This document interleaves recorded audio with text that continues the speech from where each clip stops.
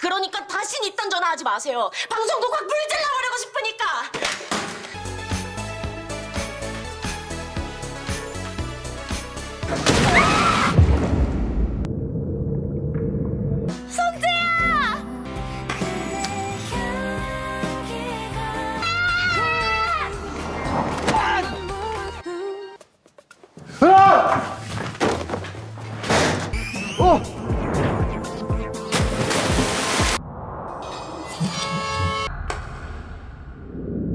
Cerita drama Korea berjudul Lovely Runner dimulai pada saat tanggal 11 Juli 2009. Segerombolan warga yang tengah asik melihat sekaligus memfoto momen gerhana matahari total. Semua warga antusias melihat momen langka itu. Di tengah kerumunan warga yang antusias, terlihat sesosok wanita yang hanya bisa melihat gerhana matahari di rumah sakit bernama Imsol. Sementara itu, CEO boyband bernama Kim menyuruh para anggota boyband Eclipse untuk segera masuk ke mobil guna mengunjungi tempat siaran. Di dalam, salah satu anggota boyband bernama Ryu Sunjae melihat artis idolanya bernama Kwon Yuri. Yuri yang tengah istirahat rekaman, Sunjae langsung nyelonong baik menghampirinya. Manajer Yuri bernama Jeon Young Won sempat menegurnya, tapi Yuri menganggap tak masalah dan menanyakan apa keinginan Sunjae. Karena Sunjae penggemar fanatik, ia meminta tanda tangan Yuri di bajunya. Setelah kegirangan dan selesai meminta tanda tangan, Sunjae menghampiri teman-temannya ke ruang siaran. Imsol berada di rumah sakit. Ia hanya merenung sembari mendengarkan suara para anggota Eclipse di radio. Ibunya bernama Pak Busun tengah memotong kuku Imsol. Ia terus-terusan menyemangati Imsol yang tengah murung. Karena kebanyakan ngebacot, tanpa disadari ia memotong kuku terlalu dalam yang membuat jempol kaki Imsol berdarah. Dan saat akan membawakan obat, Bukson tak sengaja memecahkan vas bunga. Imsol mengambil pecahan beling itu dan ia berniat untuk melukai tangannya. Tak lama handphone Imsol berbunyi. Ia mendapatkan telepon dari Sunjae. Awalnya Imsol bingung siapa ini yang menelponku, dan ia kaget ternyata yang menelponnya adalah Sunjae, anggota Eclipse. Ia bertanya apakah Imsol dapat mendengar suaranya di radio. Imsol menjawabnya kalau dirinya sama sekali gak kenal sama boyband Eclipse dan akan menutup teleponnya. Penyiar radio itu melarang Imsol untuk mematikan teleponnya, tapi Imsol bersikeras kalau ia akan mematikannya walaupun akan mendapatkan hadiah, yaitu sepeda. Suara Imsol yang marah membuat pasien lainnya terbangun karena penyiar itu sudah mengganggu Imsol dan lagi pula ia tidak bisa jalan karena semua hadiah yang ia inginkan yaitu kembali bisa berjalan seperti dulu. Imsol terus berteriak dan membanting handphonenya. Sunjae mengucapkan terima kasih karena Imsol sudah bertahan untuk hidup. Pasti orang sekitarmu bahagia melihatmu. Hari ini adalah hari yang indah. Jangan putus asa menjalani hidup yang menyedihkan. Imsol yang kenyataannya putus asa karena kelumpuhan kakinya membuat Imsol menangis. Bukson menghampirinya untuk menenangkan Imsol. 13 tahun kemudian, tanpa disangka-sangka, Imsol mengagumi Sunjae yang sudah menjadi boyband terkenal. Ia kaget karena sang nenek bernama Jung Maija tiba-tiba berdandan gemoy membuat ia tertawa.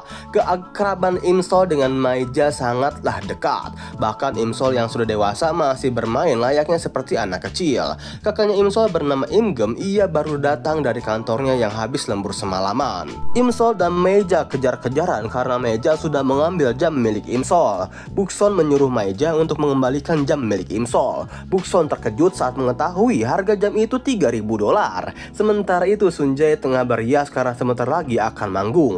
Manajer Eclipse bernama Pak Dong Seok yang marah-marah karena melihat Sunjae lebih memilih bermalas-malasan daripada latihan bersama teman-temannya. Sunjae menjawab kalau ia akan segera pensiun dan tidak akan menyesali pilihannya. Sementara itu Imsol yang selesai bekerja, ia langsung buru-buru untuk bersiap menonton konser Eclipse. Setelah selesai, Imsol langsung saja cus berangkat bersama teman-temannya yang bernama Lee Hunjo. Imsol baru tahu ternyata Sunjae adalah kakak kelas mereka. Setelah sampai di tempat konser, dengan hiruk pikuk penonton, Imsol pun begitu kegirangan. Ia pun menuliskan pesan yang ditempelkan ke dada Sunjae. Lagi asik-asiknya tunggu konser dimulai, Imsol mendapatkan telepon dari seseorang yang bekerja di Bun Cinema bernama Choi Jung Hoon. Ia memberitahu kalau Imsol diterima magang di sana dan harus mengikuti wawancara sekarang juga. dia. Mau nggak mau, Imsol batal menonton konser. Sampainya di kantor Bond Cinema, Imsol melihat kalau kantor itu lantai 2 dan tidak ada lift. Dengan berat hati, Imsol akhirnya ditolak. Ia pun memutuskan untuk pergi kembali ke tempat konser. Sayangnya di perjalanan sangat macet. Sampainya di tempat konser, Imsol memanggil petugas di sana untuk meminta izin masuk. Sayangnya lagi, ia ditolak karena sudah melewati jam untuk masuk konser. Imsol berpikir untuk mencari berbagai macam alasan dan memohon. Dengan berakting wajah imut yang memelas membuat petugas itu menjadi iba. Sayangnya tiket masuk konser itu hilang. Ia teringat tiket itu terjatuh saat di dalam bus. Imsol hanya bisa melihat konser itu dari kejauhan. Dengan riang para penonton termasuk Imsol ikut bernyanyi dan memainkan lamp stick. Selesai manggung, In Hyuk marah karena Sun Jae memberitahu kepada publik kalau ia akan pensiun. Mereka berdua hampir adu jotos, tapi Dong Seok melarainya dan menyuruh Sun Jae untuk merenung sendiri. Sementara itu karena pulang kemalaman, Imsol harus berjalan dengan kursi rodanya untuk mendapatkan bus. Sayangnya baterai kursi roda itu habis di tengah hujan salju yang turun.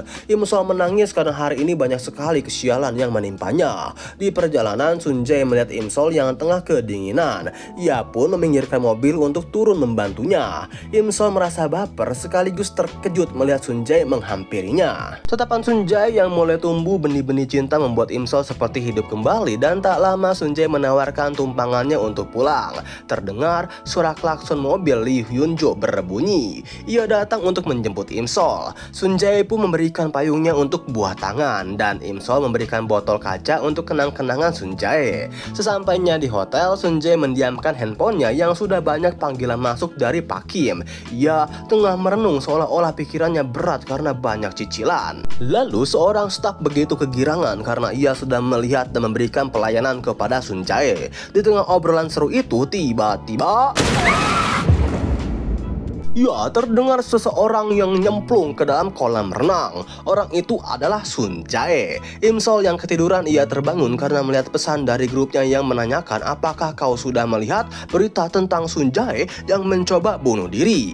Imsol merasa berita itu adalah rumor, tapi ia terkejut saat melihat berita itu benar dan ada video kejadiannya. Imsol yang melihat video itu semakin terkejut dan gak percaya kalau pria di video itu adalah Sun Jae. Imsol yang mengetahui Sun Jae dibawa ke rumah sakit Universitas Hanguk, ia pun langsung cus menuju ke rumah sakit itu. Di perjalanan, ia harus bersenggolan dengan pengendara sepeda yang membuat jam tangan kesayangannya itu terjatuh ke sungai. Imsol menjatuhkan dirinya untuk mengambil jam tangan di dalam sungai tersebut. Para dokter berupaya menolong Sun Jae. Sayangnya saat 1 Januari tahun 2023 pukul 00.00, Sun Jae dinyatakan meninggoy. Berita kematian Sun Jae pun diketahui oleh Imsol lewat Videotron. Ia melihat berita di ponselnya yang mengatakan Sun Jae pensiun dini karena sakit dan tengah menjalani pengobatan. Imsol masih tidak percaya kepergian Sun Jae karena baru beberapa jam yang lalu ia bertemu langsung dengan dirinya. Imsol tak sengaja memegang tombol jam tangan sakti itu yang membuat semua aktivitas terhenti sekaligus merubah waktu untuk kembali ke masa Imsol SMA yang tengah tidur di kelas. Guru yang membangunkannya bernama Seo Yong Sam menanyakan, kamu itu mimpi apa sih Sol? Imsol yang masih linglung malah menjawab, hah? Ada bulldog? Saai Anda ini. Imsol pun dihukum oleh Pak Sam dan disuruh berdiri. Ia masih belum menyangka kalau itu semua seperti bayangan di kepalanya dan tiba-tiba Imsol cabut begitu saja menuju SMA Jagam karena di sana tengah ada kompetisi renang rahasia yang dimana Sun Jae mengikutinya. Di perjalanan, Imsol yang terburu-buru nyaris saja tertabrak mobil.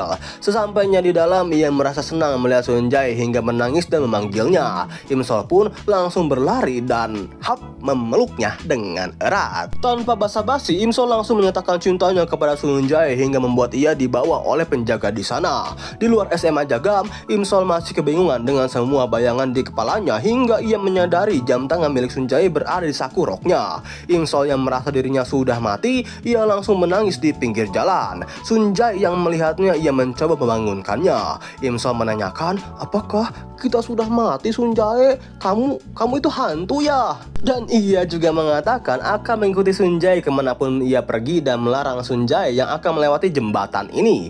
Imsol pun memeluk Sunjae dan mengajaknya hidup bersama. Merasa Imsol itu aneh, ia pun mencegat taksi untuk membawanya pulang. Tiba-tiba Imsol mendapat telepon dari Bukson yang menyuruhnya pulang karena ia dilaporkan mabal dari kelas. Sesampainya di rumah, Sunjae teringat kata-kata dari Imsol yang mengatakan kamu pasti merasa kesulitan karena sendirian dan merasa sangat kesepian. Ia merasa itu semua berasal dari pikiran yang aneh. Sunjae lagi-lagi yang dibuat kebingungan dengan kedua jam tangan yang sama persis yang diberikan oleh Imsol. Sementara itu, Imsol pulang ke rumahnya dan teringat semua yang ada di dalam bayangan di kepalanya sama persis dengan apa yang ia lihat sekarang. Di dalam ada Bukon yang marah-marah karena Imsol tidak masuk sekolah. Ibunya terus-menerus memberi geplakan dan Imsol melihat kalender yang tahun sekarang itu adalah tahun 2008 sebelum Imsol kecelakaan. Saat memasuki kamarnya, Imsol melihat kalender yang mana bulan Juni itu belum terjadi kecelakaan. Imsol teringat di waktu itu hari kecelakaan itu terjadi membuat air mata Imsol menetes.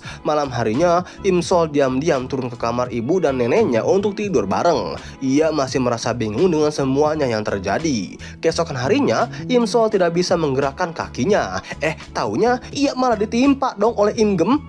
Lalu Imsol berangkat ke sekolah dan berlari dengan sangat kencang. Sementara itu Sunjae tengah menunggu Imsol untuk mengembalikan jam tangannya. Imsol dan Sunjae saling bertatapan dan tak lama hujan turun. Sunjae menanyakan, "Kenapa kamu menangis?" Dan Imsol teringat perlakuan Sunjae sama persis dengan bayangan di kepalanya. Karena Imsol menangis membuat teman-temannya mengira kalau mereka adalah pasangan yang tengah bertengkar. Setelah Imsol berhenti menangis, ia menyadari penampilan Sunjae di saat umurnya masih 19 tahun. Tatapan itu membuat Sunjae GR dan menanyakan, "Kamu itu siapa?" Dengan refleksnya Imsol mengatakan, "Aku penggemarmu, ayo culik aku Sunjae." Perkataan ini membuat Imsol kebingungan sendiri dengan apa yang ia katakan. Karena Sunjae kan masih menjadi murid SMA biasa gitu kan. Sekarang Sunjae menanyakan Imsol yang bisa tahu kalau kemarin ia ikut lomba renang rahasia. Imsol mengatakan kalau ia adalah penggemarnya, makanya ia langsung datang untuk menyatakan cinta. Tapi Sunjae merasa kata-kata dari Imsol aneh dan tidak bisa dipercaya. Perbincangan ini membuat awkward sekaligus membingungkan Sunjae. Sunjae mengembalikan jam tangan yang saat itu Imsol berikan dan Imsol pun pergi ke kelas. Sesampainya di kelas, Imsol merasa rindu dengan teman-temannya dan berteriak, "Hai, apa kabar kalian semua? Kalian semua hebat." Sambutan itu membuat semua teman-temannya kebingungan termasuk Hyunjo. Hyunjo menanyakan soal kepergian Imsol yang tiba-tiba entah kemana dan tidak balik lagi ke kelas. Imsol menjawab kalau dirinya lupa entah pergi kemana karena kemarin ia seperti kehilangan jati diri. Tak lama Bu Guru Jong datang dan pelajaran dimulai. Imsol bukannya memperhatikan Bu Jong tapi merasa jam yang ia miliki mempunyai kekuatan sakti dapat mengubah waktu. Dan saat memencetnya, tit, Hyunjo menoelnya karena Imsol disuruh ngerjain soal matematika di papan tulis. Saat mengerjakan soal ia merasa kebingungan dan sudah mengerjakan soal matematika itu 1 jam lamanya. Imsol pun berakting yang mengatakan kalau perutnya kram karena menstruasi. Langsung saja Bu Jong menyuruhnya pergi ke UKS. Ada-ada aja ya teman-teman akting anak SMA ini. Namun bukannya pergi ke UKS, Imsol malah mendatangi SMA Jagam untuk melihat Sunjae yang tengah berolahraga. Imsol terpana dan mengatakan kalau ia akan menemani Sunjae agar tidak memikirkan hal-hal yang buruk lagi. Tak lama, Imsol mendatangi sumber asap rokok dan ternyata mereka tengah membuli salah satu temannya yang bernama Kim Taesung. Saat mereka semua berkelahi, Imsol langsung loncat dari atas untuk menimpa salah satu dari mereka hingga sakit punggung. Melihat kedatangan geng lain, Imsol ditarik oleh Taesung untuk bersembunyi. Imsol baru menyadari kalau Taesung adalah pemain boyband yang diidolakannya. Melihat seorang guru di belakang Imsol, Taesung memberikan rokoknya dan menyuruh Imsol untuk melarikan diri sendiri. Guru itu rupanya guru BK yang menuduh Imsol merokok. Karena itulah ia dihukum oleh guru BK. Selain membawa rokok, Imsol juga ketahuan masuk ke SMA Jagam, yaitu SMA khusus pria. Saat tengah dihukum, ia melihat Sunjae dari kejauhan dan berharap Sunjae tidak melihatnya. Sayangnya Sunjae melihat Imsol yang dihukum, ia pun menghampirinya dan mengatakan kalau kamera CCTV itu palsu, jadi kau pergilah. Saat Imsol kembali ke sekolahnya, ia berpapasan dengan Taesung. Taesung menanyakan kenapa kamu tidak kabur saja dan malah patuh menerima hukuman. Perilaku Imsol yang membelanya membuat Taesung GR kalau Imsol menyukainya. Taesung memberitahu kalau Imsol mulai sekarang harus lebih memperdulikan diri sendiri karena kalau tidak, ia akan terkena hukuman yang lebih berat karena selalu membela yang salah. Terdengar suara wanita memanggil Taesung. Wanita itu bernama Choi Gahyun. Imsol tidak terima perlakuan Gahyun yang kasar. Tanpa disadari, dua teman Gahyun sudah berada di samping Imsol yang siap membulinya. Karena Imsol ingat perkataan Taesun, ia pun tidak menuruti perintahnya agar dirinya tidak menjadi korban bully. Sepulang sekolah, Imsol dan Hyunjo menghampiri kafe. Di sini Imsol dalam hatinya merasa senang karena sekarang ia bisa berjalan dengan kedua kakinya. Lalu ia memberitahu Hyunjo kalau saat ini Imsol tengah dekat dengan seorang pria dan minta wejangannya. Hyunjo memberikan saran untuk bertemu dan membuat kesan yang baik. Tapi sayangnya, kedua momen itu tidak ada kesan yang baik. Hyunjae akhirnya memberikan saran agar Imsol menjadikan pria idamannya itu menjadi penggemarnya. Saat malam harinya, Sunjae mendapatkan notifikasi dari Imsol kalau ia meminta untuk menjadi penggemarnya. Langsung saja Satset Sonjae menolaknya. Notifikasi itu membuat Imsol murung. Di keesokan harinya saat berangkat ke sekolah, ia merasa perasaan kepada Sunjae semakin menjauh dan tak sengaja Imsol melihat seorang wanita yang tengah menaiki kursi roda dan barangnya terjatuh. Saat akan menolongnya, ia melihat Sunjae lari dan mengabaikan sapaannya. Di dalam bus sekolah, Imsol modus-modus dikit dan mengajak Sunjae berbincang. Tapi jawaban Sunjae sangatlah jutek dan seperlunya. Tak terasa sekolah sudah sampai. Sayangnya Imsol terlambat turun yang membuat bus itu terus melaju. Sunjae yang melihatnya yang mengejar bus yang melaju kencang. Semua wanita tergila-gila melihat ketampanan Sunjae yang menghentikan bus. Awalnya Imsol GR karena mengira Sunjae menghentikan bus untuknya. Padahal Sunjae menghentikan bus yang hanya untuk mengambil payungnya yang dibawa oleh Imsol. Sunjae menyuruh Imsol untuk berhenti merokok. Imsol menjawab kalau ia tidak merokok. Kalau nggak percaya, ini bauin dua jariku. Tanpa disengaja, dua jari itu cerot ke dalam lubang hidung Sunjae. Ada aja gitu kan. Salah satu temannya yang bernama Baek In Hyuk melihatnya dan menertawakan tingkah laku mereka berdua. Lalu In Hyuk menggoda Sunjae yang mengatakan kalau Sunjae baru menjalin hubungan spesial dengan seorang wanita. In Hyuk merasa tidak asing dengan wanita itu karena suatu hari ia pernah melihatnya tengah memberikan coklat ke Taesung. Mendengar itu, Sunjae merasa cemburu dan pergi meninggalkan In Hyuk. Saat tengah berjalan, Imsol melihat berita di mading akan diadakan lomba renang Piala Presiden. Saat jam istirahat, Imsol mencari Sunjae di sekolahnya. Sunjae nampak acuh dan Imsol terus mengejarnya. Ia pun mengatakan kalau Sunjae lebih baik tidak usah mengikuti turnamen renangnya karena takut bahunya cedera lagi. Setiap melarang Sunjae melakukan olahraga, Imsol merasa seperti mempunyai kekuatan super menghentikan waktu. Saat akan menunjukkan berita tentang masa depan dari apa yang akan terjadi kalau Sunjae mengikuti turnamen di HP-nya, lagi-lagi waktunya terhenti. Kekuatan super ini membuat Imsol kebingungan. Ia mencoba berteriak di kelasnya, Obama menjadi presiden Amerika Serikat, dan tak lama waktu pun terhenti. Malam harinya Imsol terbayang di saat Sunjae menyampaikan kepada media kalau bahunya cedera karena mengikuti turnamen renang. Kalau Imsol berhasil menghentikannya, maka Sunjae akan hidup lebih lama. Keesokan harinya Sunjae berlatih renang dan ia tembus di waktu 1 menit. Saat naik ke atas, ia merasakan sakit di bahunya. Temannya yang bernama Hyunggu menanyakan kepada Sunjae, kamu yakin mau ikut 2 turnamen renang? Kamu kan baru saja selesai operasi bahu. Sunjae mengatakan, tenang ae bro, aku kan jago. Apa kamu takut kepilih ya kalau aku ikut lomba? Lalu di luar SMA Jagam, Imsol menunggu Sunjae sampai dicie-ciein oleh teman-temannya. Imsol meminta maaf karena sudah kelewatan mengganggunya dan akan memberikan hadiah untuk Sunjae. Imsol kaget saat Sunjae membuka pintu yang ternyata di dalamnya banyak lelaki yang tengah melatih otot. Sementara itu di tempat yang berbeda, para pembuli dan Taesung tengah berada di ruang guru. Taesung dimintai penjelasan oleh gurunya karena ia sudah membuat para pembuli babak belur. Menurut Taesung, para pembuli itu sudah meludahi motornya. Aksi itu membuat Taesung sakit hati. Rasa sakit hatinya seperti saya meludahi anak bapak. Jawaban konyol itu membuat gurunya bertanya-tanya apakah Taesung yang melahirkan motornya. Tibalah Letnan Kim, yaitu ayahnya. Taesung yang gak sopan ini malah pergi membiarkan ayahnya yang menghadapi guru dan para pembuli. Saat malam harinya langkah Sunjae terhenti oleh seseorang yang ngakunya nenek dari langit. Setelah memberikan uang dan mengatakan kalau Sunjae lebih baik di rumah daripada keluyuran karena akan dikejar hantu, Sunjae belum sadar kalau nenek langit itu adalah Imsol yang menyamar. Setelah berhasil menakut-nakuti Sunjae, Imsol berjalan untuk pulang hingga uang yang dipegangnya terbang dan diambillah oleh Taesung.